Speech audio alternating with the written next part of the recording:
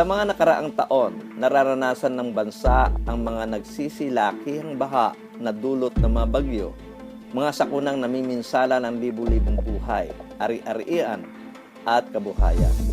Kasama na diyan ang mga pinsalang dulot ng bagyong Ondoy at Piping noong taong 2009 at naghanging habagat noong 2012 at taong 2013. Kung saan isa sa mga labis na apektuhan ay ang munisipalidad ng Cainta. Umabot sa 10 feet elevation ang dulot nito na nakaapekto sa 45,000 pamilya at di kukulangin sa 285,000 residente. Ang Cainta ay kabilang sa unang antas ng munisipalidad sa lalawigan ng Rizal. Ito ay may 322,128 mamamayan. Pangalawa sa pinakamataong munisipalidad sa bansa ayon sa 2015 census ng NSO. Ito rin ay parte ng lambak ng Marikina at Pasig-Marikina River Basin kung saan ang elevation ng lupa ay higit na mas mababa kumpara sa mga karatig bayan nito. Dahil sa di inaasahang dulot ng Ondoy noong 2009 at dahil na rin sa madalas na pagdaranas sa Pilipinas sa iba't ibang uri ng sakuna, noong 2010, naging batas ang RA 10121 o Philippine Disaster Risk Reduction Act of 2010, kung saan ang layunin nito ay maiwasan ang kawalan ng buhay at kabuhayan. Alinsunod sa pagkakatatag ng sabing batas na itayo din noong 2013, ang Cainta Municipal Disaster Risk Reduction Management Office.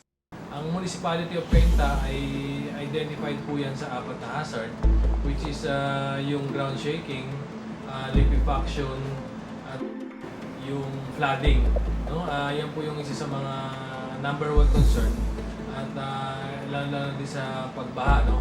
Dito sa ating bayan. Sa flood preparedness, nagsimula muna kami sa mga community. Kasi hindi man tayo magkakaroon ng mga bahabang ganyan kung merong participation ng mga community. Kaya tuloy-tuloy ang ginagawa namin information dissemination. The current plans ng ating barangay ay ihanda ang ating komunidad sa mga lugarin na kung saan ay mabigyan ng kamalayan, kaalaman regarding sa ating mga kalamidad. Meron po tayong sinusunod na mga 4 na aspeto pagdating. Ito po yung mga thematic areas. Unang-una, mitigation, then preparedness, response, recovery, and rehabilitation. Pagdating po sa mitigation, ang paghahanda, yung tulad na sinasabi natin, na nakapaloob dito po yung engineering intervention, drainage, rehabilitation, structural and non-structural, tulad ng mga pumping station.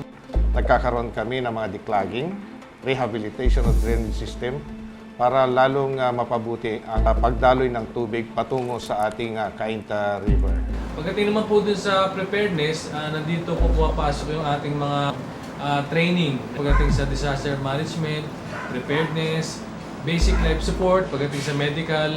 Pagdating naman po sa response, nandiyan po yung ating malawakang response capability, capacity na para sa pagtugon doon sa mga mamamayan natin na nangangailangan ng tulong. Na-inform din namin yung mga kagawad namin, binigyan namin sila ng tasking na kayo ang dapat ang maglilid kung sakaling aabot ng ganyang uling pagbaha. Ito po yung recovery at rehabilitation. Ito po yung sa relief operation. Ang aming mga personnel, ang aming mga barangay disaster personnel ay laging nakaantabay upang bigyang babala na lumikas, maghanda at lumayo. Sana po sa lahat po ng binibigay na impormasyon ng barangay, sana po pakaisipin nila at makipagtulungan sila sa amin. Sapagkat wala po tayong magagawa pagdating ng kalamidad, hindi po kaya ng punong barangay o ang aking mga kagawad ang anumang mga disaster kung walang tamang kooperasyon ang mamamayan po dito sa ating barangay San Isidro. Ang payo ko lang sa mga ating mga kababayan sa bayan ng Cainta ay talagang maging alisto sa pagdating po sa iba't ibang klaseng sakuna at nandito po ang aming opisina para tumulong sa kanila at tumugon sa mga pangangailangan po nila. Simulang maging handa ngayon dahil sa tulong ng bawat isa, maaari nating makamit ang isang disaster resilient na bansa.